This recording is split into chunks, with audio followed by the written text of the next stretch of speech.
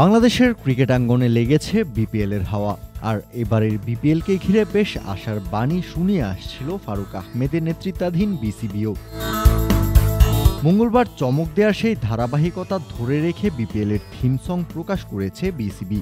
এবার বিপিএলের 11তম আসর বসতে যাচ্ছে, অথচ গেল 10 আসরের কোনোটাতেই ছিল না থিম সং।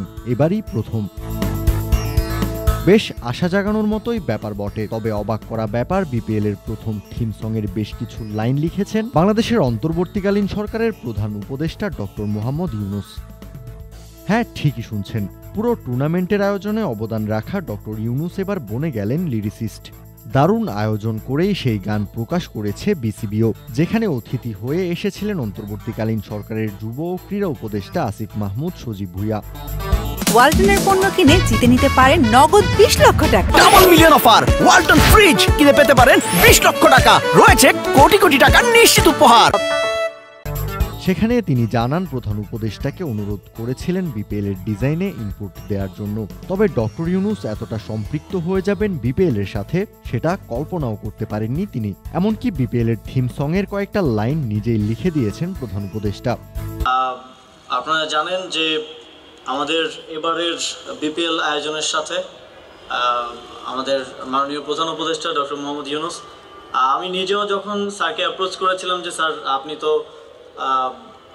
অলিম্পিক সহকারে আরও অনেক বড় বড় ইভেন্টের ডিজাইনে ইনপুট দিয়ে থাকেন, তো আমাদেরকে যদি একটু ফ্যাসিলিটেট করেন। তো আমি তখন এতটা আশা করিনি যে স্যার এতটা ইনভলভ হবেন পার্সোনালি, এবং স্যারের টিম সহকারে আমার থেকেও বেশি ইনভলভ ছিলেন।